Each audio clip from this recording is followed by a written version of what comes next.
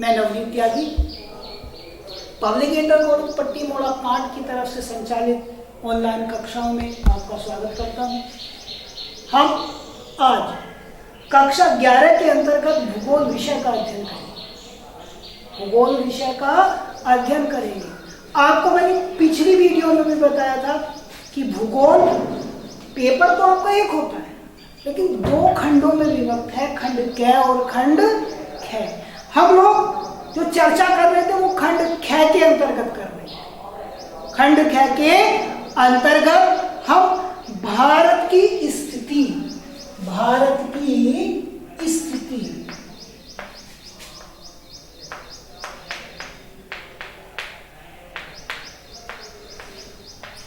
पिछली वीडियो में हमने आपको बताया था कि भारत की पूरब से पश्चिम लंबाई 2935 किलोमीटर, उत्तर से दक्षिण लंबाई 3214 किलोमीटर।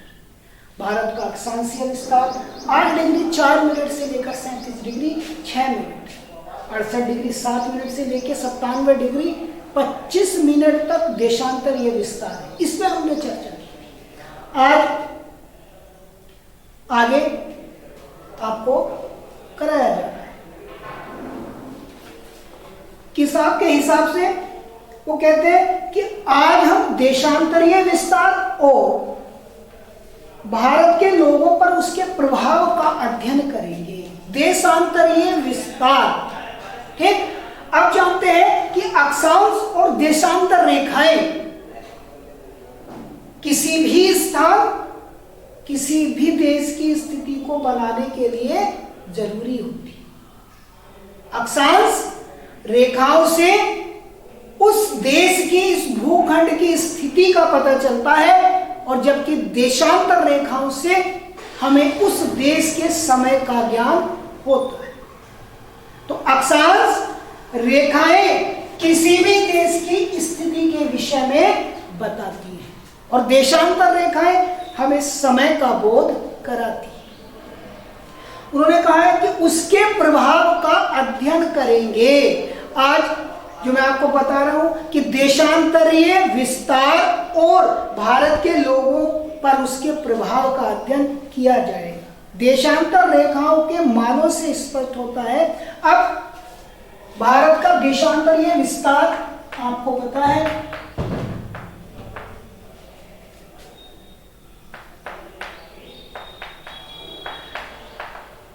भारत का देशांतरीय विस्तार होता है 68 डिग्री 7 मिनट से 97 डिग्री 25 मिनट, ठीक।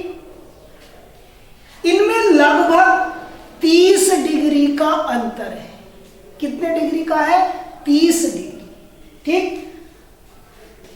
हमारे देश के सबसे पूर्वी एवं सबसे पश्चिमी भागों के समय में लगभग 2 घंटे का अंतर है।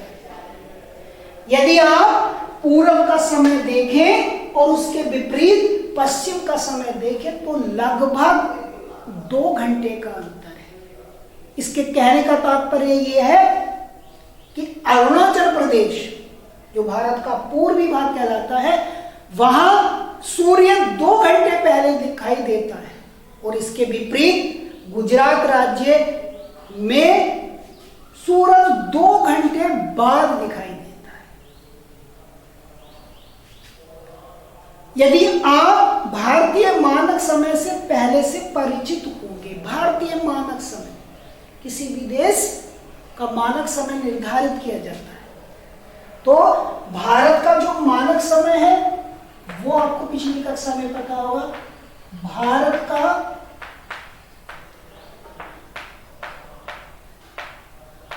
मानक समय 82 डिग्री 30 मिनट, या कह सकते हैं 82.5 डिग्री, एक ही बात। भारत का मानक समय 82.5 डिग्री पूर्वी देशांतर पर निश्चित किया गया है, और यह देशांतर रेखा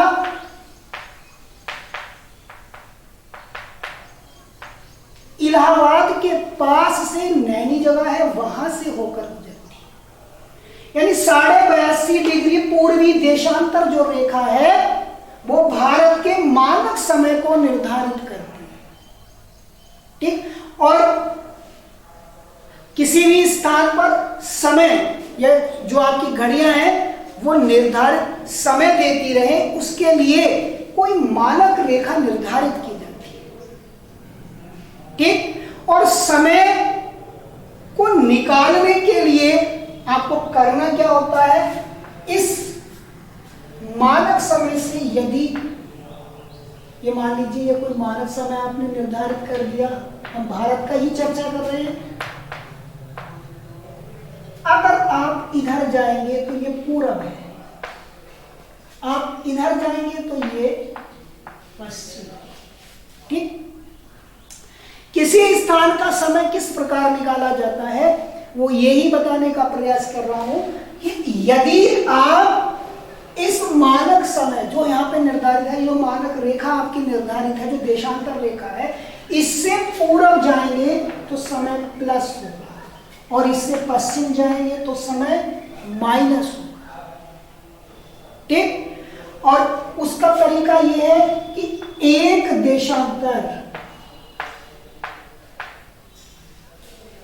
देशांतर को पार करने में 4 मिनट का समय लगता है। कितने मिनट का समय लगता है? 4 मिनट का। बस आपको दिशा का ध्यान रखना है, यदि आप पूरब जा रहे हैं तो प्लस, और यदि मानक समय से पश्चिम जा रहे हैं तो माइनस। और कितना? एक देशांतर पार करने में आपको 4 मिनट का समय लगता है। फॉर एग्जाम्पल मैं आपको बता रहा हूं, मान लीजिए भारत के इस रेखा पर 82.5 डिग्री की रेखा पर इस समय 9 बजे हैं। कितने बजे हैं? 9 बजे हैं।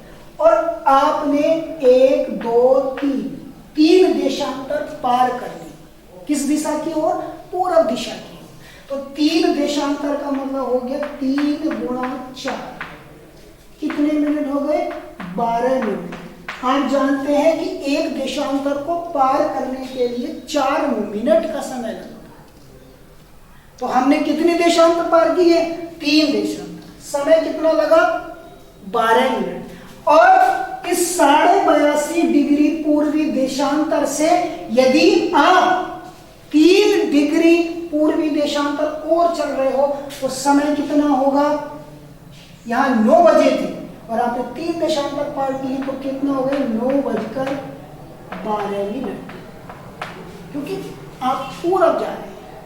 इसके विपरीत यदि आप पश्चिम जाएंगे तो 3 देशांतर पर समय होगा 12 मिनट माइनस होगा। कितना होगा? 8:48। क्लियर? उसने यही कहा है कि आप भारतीय मानक समय से पहले से ही परिचित हैं। मानक यामोत्तर का क्या उपयोग है? समय निर्धारित। ठीक, और इसके द्वारा देश की संपूर्ण जगह, सारे जगह समय की जो सुइयां हैं, घड़ी की जो सुइयां हैं, वो समय इक्वल बराबर देते हैं। इसलिए इस यामोत्तर को निर्धारित किया जाता है। जब उत्तर पूर्वी राज्यों में जैसलमेर राजस्थान में स्थित है कि तुलना में सूर्य 2 घंटे पहले उदय होता है। मैंने अभी बताया कि भारत के पूर्वी राज्य जो पूर्वी छोर है, अरुणाचल प्रदेश, ठीक, वहां सूरज 2 घंटे पहले दिखाई देता है। यदि जैसलमेर राजस्थान या गुजरात में 7 बजे दिखाई दे रहा है तो वहां उसे 2 घंटे पहले दिखाई दे चुका होगा, 5 बजे दिखाई दे चुका होगा। लेकिन अस्त होने का भी यही तरीका है, वहां 2 घंटे पहले अस्त होगा क्योंकि 2 घंटे पहले उदय हुआ था। तो पूर्व में डिब्रूगढ़, इम्फाल, देश के अन्य भागों में स्थित जैसलमेर, भोपाल अथवा चेन्नई की घड़ियों में एक जैसा समय बना रहे, घड़ियों में कोई अंतर ना आए, इसलिए ये मानक समय निर्धारित किया जाता है।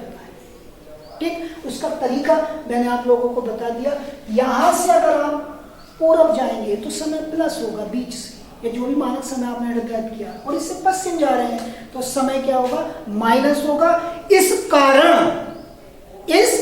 कारण देश के सभी स्थानों पर जो घड़ी है वो समान समय देती है। नीचे आपको पैराग्राफ पढ़ना है, बहुत ही इंटरेस्टिंग है कि विश्व के देशों में आपसी समझ के तहत मानक यमोत्तर 7.5 डिग्री के गुणांक पर चुना गया है।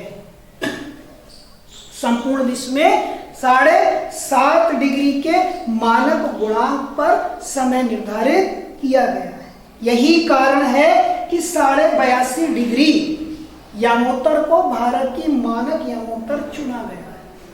इस समय निर्धारित किया गया है, ये वो स्थान है जो लगभग आप ऐसा मान लीजिए यहां से टाइमिंग निर्धारित किया गया है, इससे आप पूरब जाइए या पश्चिम जाइए तो समय इक्वल होता चला जाएगा। भारतीय मानक समय ग्रीनविच समय से 5.5 घंटे आगे है। ये क्वेश्चन बहुत पूछा जाता है कि भारत की सुइयां, भारत की घड़ियां ग्रीनविच समय से कितनी आगे चलती है।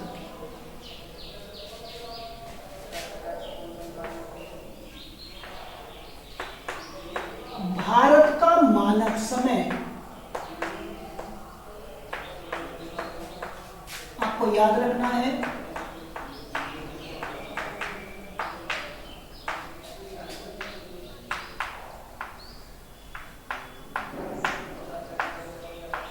मानक समय से 5 घंटा 30 मिनट आगे। ठीक, कितना अंतर है, 5.5 घंटे का।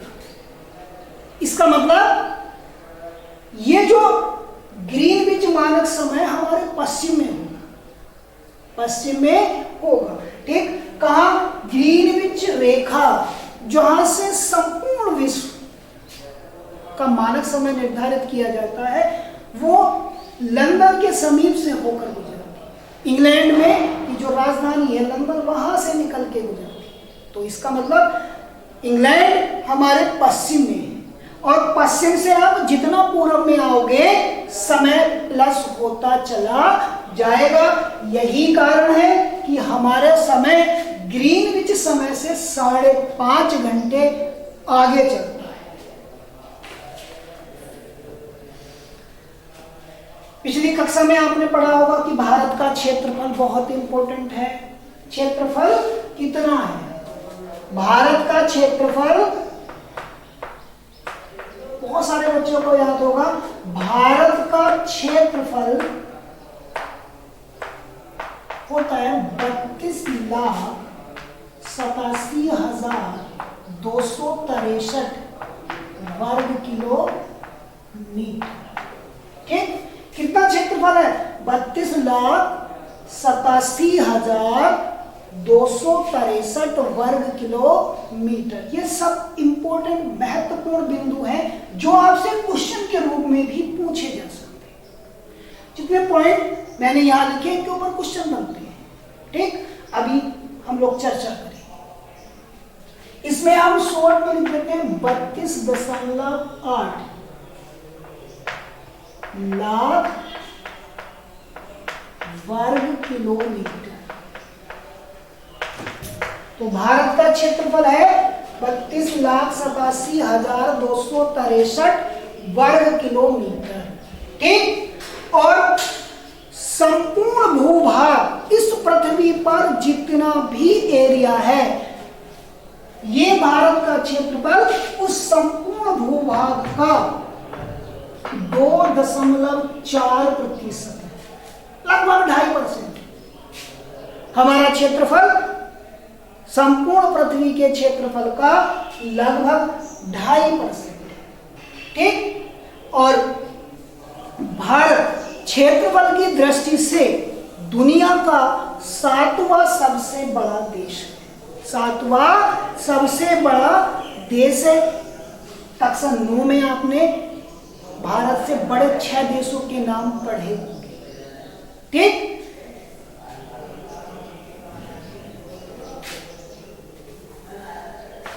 भारत का क्षेत्रफल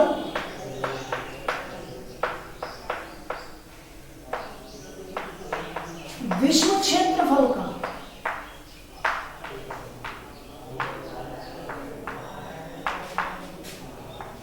लगभग 2.4% है। आगे भारत विश्व का 7वां सबसे बड़ा देश है।